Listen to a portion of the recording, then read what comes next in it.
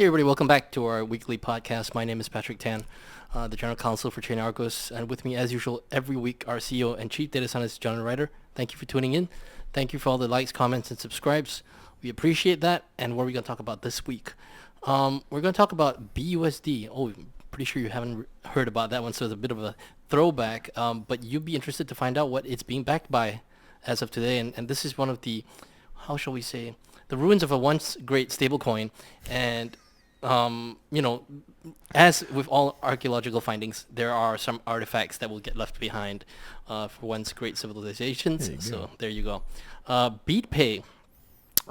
Bead Pay, if you've not heard of it, is providing the state of Louisiana assistance in managing their crypto, accepting payments in crypto. So we'll take a little bit of a closer look at that.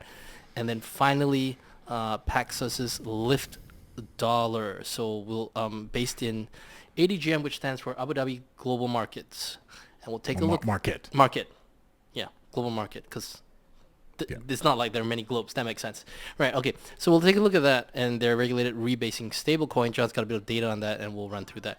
But let's throw back right off the bat. BUSD. You guys know that's what we're known for. There we go. And a little bit of history for those of you who are tuning in for the first time. BUSD is that stablecoin that was initially issued by Paxos Trust LLC, which was a registered trust company operating out of New York. I'm not sure if that's the right entity, but anyway, Paxos. Paxos. I think it's Paxos Trust because I've done quite a bit of work on this one.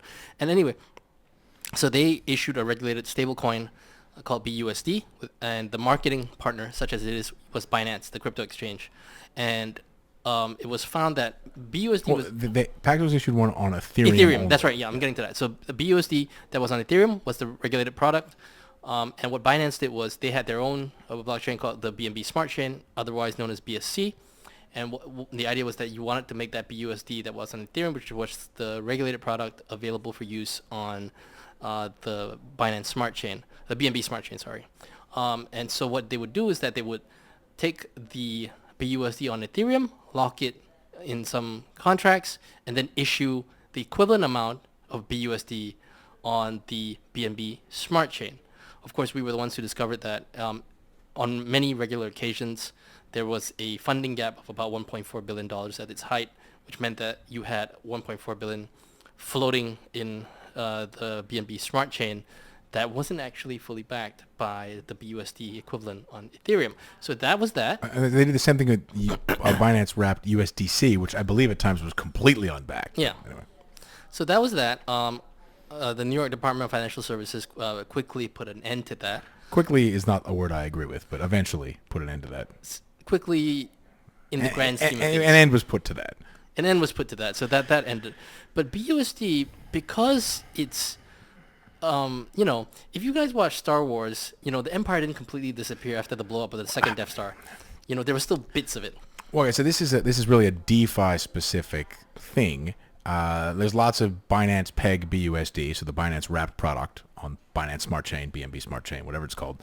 And you can't force people to convert them, and if they're locked in DeFi protocols, Pancake Swap a lot of the time, then there's nothing you can't get rid of them. So what's happened here? BUSD's almost entirely gone by now. Paxos doesn't run. You can't mint this thing for a long time. I'm not even sure redemptions, I think, run until February of this upcoming year. Whatever. Remember well.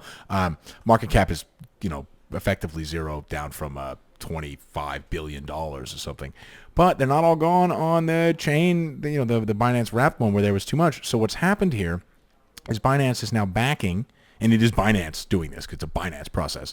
They're backing their BUSD on Binance Smart Chain with FDUSD, right? Which FDUSD is in some sense the official stablecoin of Binance, in that it's being used to back the literal official stablecoin of Binance, the Binance dollar. So that's kind of amusing. And then we're just going to look very quickly to see what's going on here with this. So this is just some simple data for usage of this token still in the last 4 months, right? So it's recently that this has been what they're doing. And you can still see this Pancake Swap address, Dodo Swap, different PancakeSwap address, processing hundreds of millions of dollars in and out, right? Different wallets, the other side, Venus Protocol, whatever. Similarly, if you look at the largest holders, there's a couple big holders. In fact, in one case, a hacker whose funds have been frozen is one of the largest holders. It's kind of amusing. But it's still used, right? It's not used as much as it was before, but, still being used heavily. This is different PancakeSwap pool, $81 million in 4 months. That's a meaningful amount of volume. What else do we have? Whatever. Some other traders, 1inch still routing 53 million worth of this to some dexes. Fine. So it's still in use. And what I find interesting here is that, Binance had to fund this thing. They had to, fund the FDUSD to back it. That's an interesting cost associated with running a stable coin that goes into DeFi. Because if it's permissionless and you can't claw it back, freeze it, burn it, get rid of it, you can either let it go, which, you can do that. We can put in a frozen graphic in there perhaps. Or you can finance backing it somehow yourself, separately. Now, you can argue that if it was backed correctly, they could simply burn the old BUSD and then take those dollars and give them to First Digital. It's, of course, amusing that First Digital's backing is under question following some SEC, was it charges or an actual settlement? I don't remember. Anyway, there's some pending SEC stuff that says that almost all the assets, as in 99% or more of the assets, are in some non-transparent commodity fund. So it will be supremely amusing to me if the end game here is that the Paxos BUSD product was terminated because of misrepresentation around the backing of, or the use of that token on other blockchains, issues associated with that. I think formally speaking, Paxos was reprimanded for not supervising their business partner Binance, or supervising the relationship well enough with Binance. And so they were told to discontinue the product. Binance was left with a bunch of stuff on their own chain that they weren't willing to abandon, which is, that's fine, I guess. You promised these people dollars. So then they had to go finance, whatever, dollars to back them themselves. But the product they've used has also got questionable backing. So there's a nice little poetic full circle thing here where the product got in trouble because of missing backing, and the product they're using now, according to a different part of the U.S. government, whatever, but also has no backing or bad backing.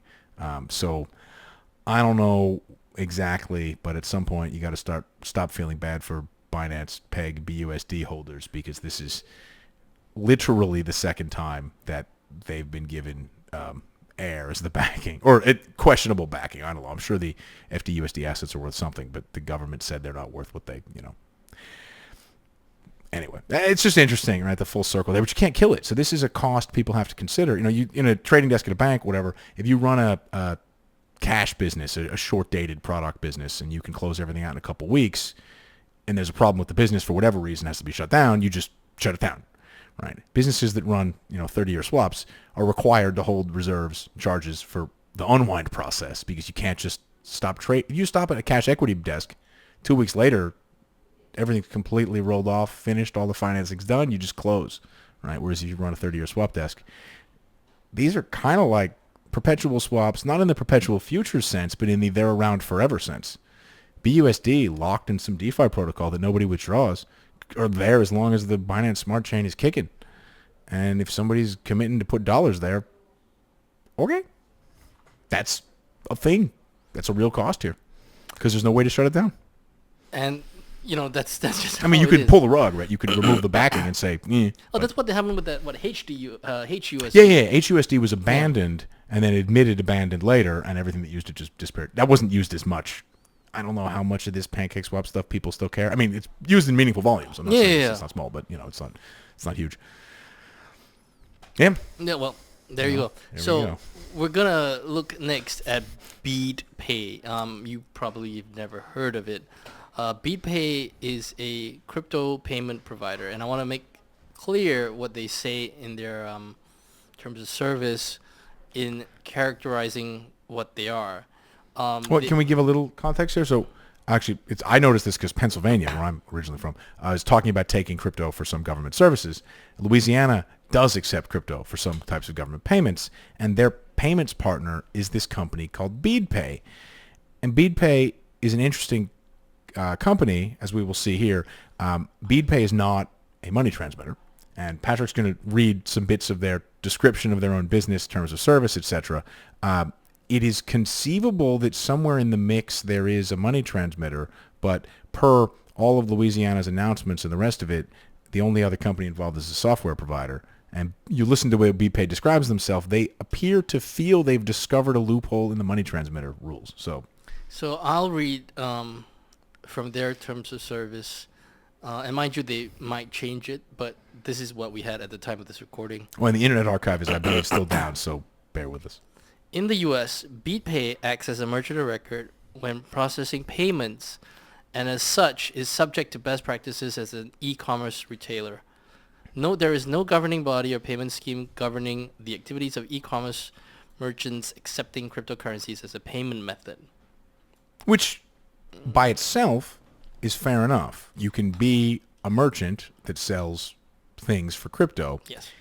But when you start describing yourself as a merchant of record, this feels like one of those cases where you're talking to someone and they use really specific legal or finance words that it's clear they don't fully understand. And as we're about to find out, their way of managing that is interesting. So they say that, and I quote, Bead Pay is a cryptocurrency virtual currency payments facilitator that enables you to accept cryptocurrencies as a payment method in exchange for goods and services you sell to your customers. So I just want to make it clear, and there's more, but I want to make it clear that what they're saying now is that, and I think I agree that if you are a merchant yourself and you're selling goods and services, you are entitled to accept any form of consideration that you deem sufficient. And if you want to accept crypto as payment for your Etsy store, that's your business. However, that's not really what they're doing because they're not selling anything. Well, they're the merchant of record. And the thing that they're selling is facilitation. And okay, so now let me continue with the quote. They say Bead Pay is not a cryptocurrency exchange. I agree. I don't think it is. Nor does it provide cryptocurrency custody as part of its services. I don't know. We haven't looked deep enough. The services are only available to businesses that sell products or services and registered charitable organizations that accept donations. End quote. So they claim that they're a facilitator. Now, they're effectively saying that they will step in as the merchant, accept crypto, and the product that they're selling is a payment to the other merchant. Yes. Something like that. And they're facilitating that payment. So now let me read to you the description of Louisiana state law on what a money transmitter is. And I think there's no question that payments being facilitated for the state of Louisiana take place within the state of Louisiana. We'd also note that Bead Pay holds no licenses anywhere, but even if it's a different state, it's still a problem. But these are definitely in Louisiana. So it's more like an FAQ, so it's not the legislation. Well, see, this is the NMLS. So the U.S. has a complicated multi-state whatever, and there is a service that harmonizes these things and provides standard, similar language descriptions. Actually reading the rules takes forever and is not sufficient most of the time. It's not necessary most of the time. So this is not the law. This is like an FAQ type thing just to help you understand. So the question is, who is required to have this license? And this license referring to a money transmitter license. I will just read the last paragraph. Money transmission means to engage in the business of selling or issuing payment instruments. Selling or issuing stored value or receiving money or monetary value for transmission, including but not limited to wire, fax, who has a fax these days, or electronic transmission to a location within or outside of the United States.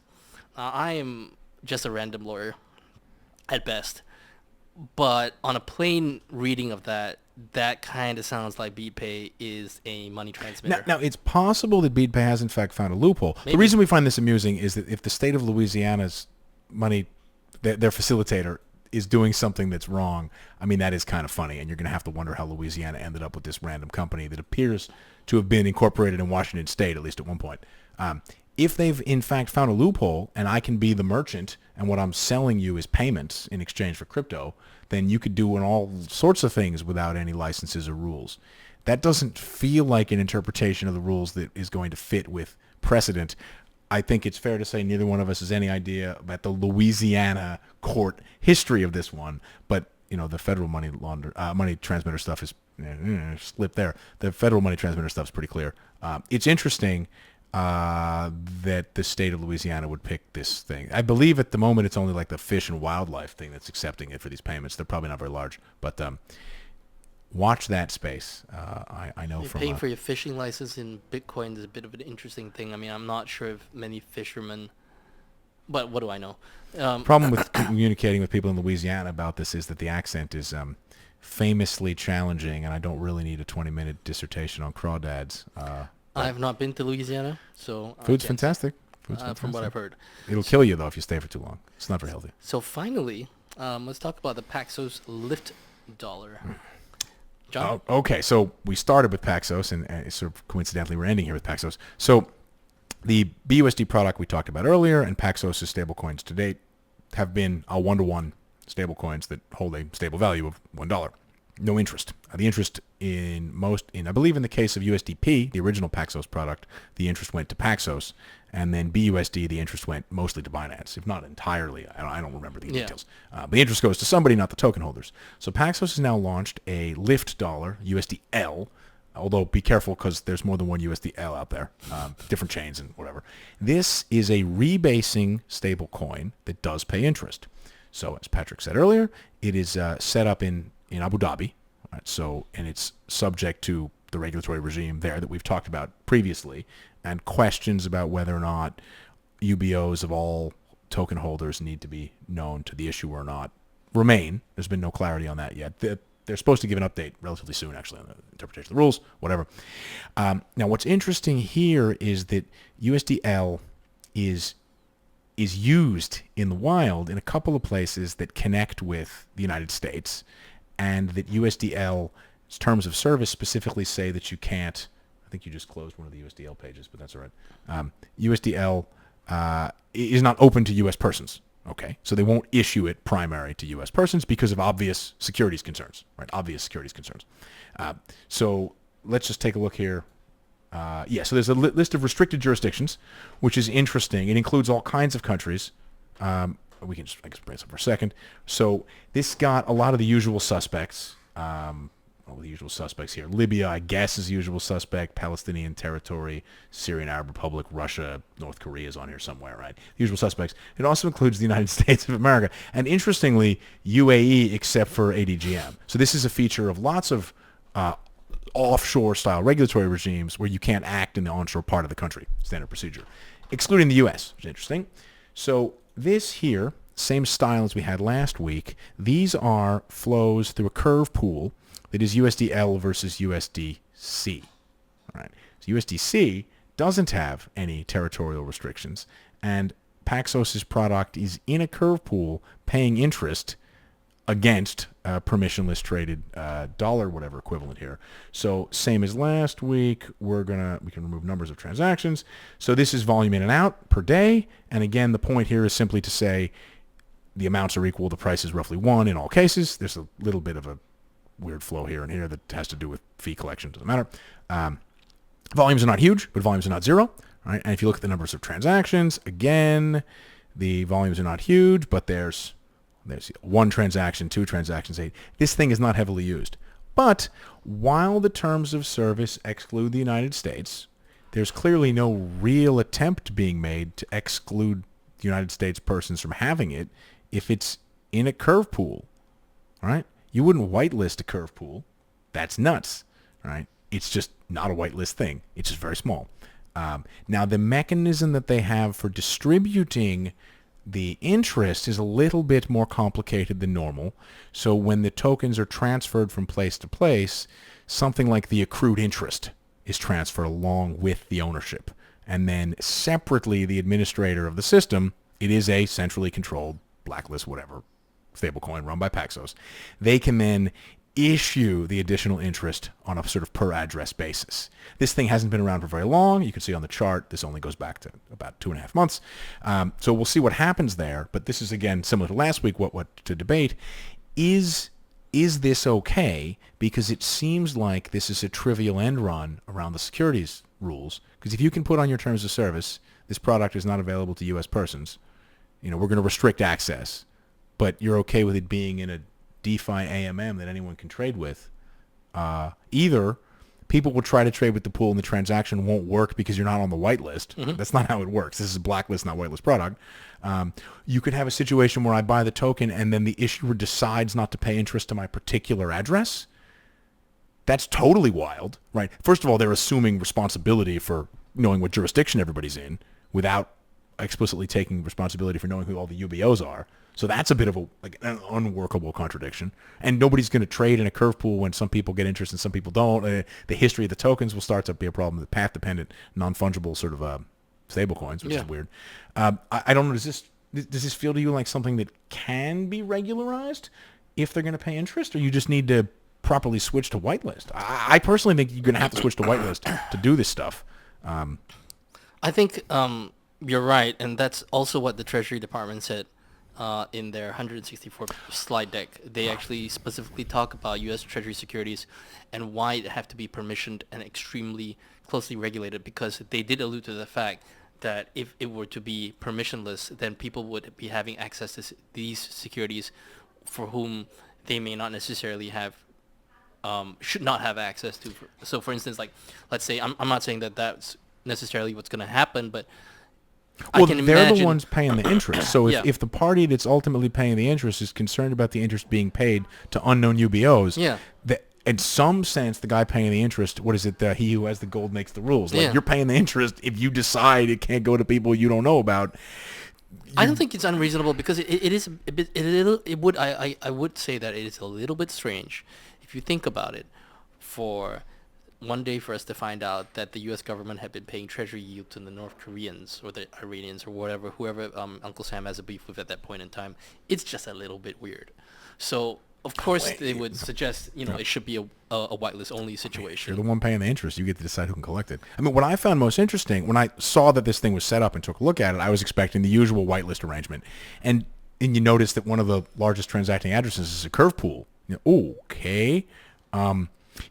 We've discussed before regarding Ondo Finance and some of the U.S. onshore whitelist, but they seem to have whitelisted some services that are borderline, because you can, I believe it was Ondo, where you can take USDC out permissionlessly, but you can only put in with permission, whatever. This Curve is just not a special, Curve is just a permissionless protocol. Yeah. Right? So you're either going to break the way Curve works by restricting access or changing who gets interest and who doesn't, or you're not going to break where Curve works, and it's hard to believe your terms of service are going to shield you from any liability in that case. We've certainly seen cases where people's terms of service banned U.S. investors, and then the U.S. said, okay, but you had a whole bunch of U.S. people on board anyway, so, right, which is, whether that's right or wrong, it's a thing that keeps happening, so I wouldn't expect it to change. I mean, to me, this is always going to be the case. I mean, we released a case study on Banking Circle's Euro token. So this is the thing about constantly trying to sort of pass the buck, such as it is, where you have, let's say now I'm the issuer of a stablecoin, right? And I say only these 10 people I have direct relationships with. I know them. I've KYC'd them. They're all on my whitelist. I will issue sort of institutional tranche types of stablecoins to these people so that they can do what they want with it. But I don't necessarily know who their customers are, because I don't have visibility into that. Well, if you're They're selling supposed physical objects, you can't be held responsible beyond having a contractual relationship with them. Correct. But if you're selling digital tokens that you can freeze, you now have some liability. Well, we don't know. We're about. We have some. I would think so. Logically, you should. Which is why it's interesting to watch this thing play out, because what we're seeing is that we have situations now where the so-called, the guy who's got the license deals with a small handful of people at institutional type sizes. The guys who are dealing with the issuer, then whether or not they do their own KYC and stuff like that, they release it maybe like a couple of to whoever it is that they release it to. But you can see how if you keep layering it down the line, eventually you're going to get to a point where nobody knows who's dealing with this stuff. I mean, so if you think about this sort of in regulatory arbitrage terms, they've gone to ADGM and set something up, and it is completely fine to go to ADGM and set up an entity that owns a bunch of treasuries and pays interest to a bunch of your customers, and your customers are onboarded in accordance with the ADGM rules. And those are different than the rules in each other country, because the rules are different. And there will surely be more than 0 people who fit under your rules that don't under somebody else's. And that's just fine. There's nothing wrong with any of that. No allegation anyone's doing anything wrong. But if it's a permissionless circulating thing, and the U.S. in this case comes after you for offering it to U.S. investors without a license, Abu Dhabi's license doesn't protect you from that at all. Yeah. Abu Dhabi's going to say, whatever. Like, you didn't violate any rules here, but deal with them. You gave it to people. Nothing to do with me, mate. Yeah. Right? So it's going to be interesting because that regulatory arbitrage difference doesn't really apply. It's fine when you just open accounts for people under local rules because you follow the local rules. It's not fine when you open accounts for people, anonymously. They could be in other jurisdictions. If the Abu Dhabi entity started opening accounts for Americans without following the Abu Dhabi rules, that would make everyone angry, somewhat obviously. Right. So this feels like they may be marching in that direction. We're regulated by Abu Dhabi. Okay, but other countries can still go after you for violating the rules if you enter their financial system, and there doesn't seem to be a safeguard here to prevent that from happening. One of the things that really grinds my gears is that this false equivalency that people argue sometimes, that like, the U.S. dollar is used in a whole variety of illicit activity. Well, yeah, but that's you can't say that a U.S. dollar is the equivalent of a stable coin, which is issued by a private company. The U.S. dollar is issued by the Federal Reserve, right? Well, I mean, that's sort of true. I would also say that in the cases of physical dollars that are in some sense permissionless, right? Yeah. Try going through an airport with a massive That's bag full right. of money. Like, there are restrictions. And then the wire transfers have whatever rules they have. We're not defending those sets of rules. Specifically here, the point is, so last time we were saying, if this thing manages to qualify as not a security, then there's sort of a trivial way to end run all the rules. Here, you're trying to use one country's regulation as a shield, but being compliant with the stablecoin regulations in Abu Dhabi has nothing to do with allegations you're offering a security in another country, and no one is going to provide you with any protection. You may get protection for money transmitter activities in terms of having a foreign money transmitter type license. Many countries have reciprocal arrangements for that kind of thing. Abu Dhabi and the U.S. are not exactly as close as, say, Germany and France, where there's complete, or Arkansas and Nebraska, where there's complete reciprocity. But there's some kind of reciprocity. But the money transmitter law never gets you out of securities problems. No country thinks those are similar. Well, on that note, thank you for tuning in. Even if it's the same regulator. Singapore's the same regulator, but they're not similar licenses. Yes. So on that note, thanks for tuning in. If you've got any comments, please leave them up. Hit us up in the comment section below. Don't forget to like and subscribe. We appreciate it when you do that. Otherwise, have a great weekend, and we'll see you again next week. Bye-bye.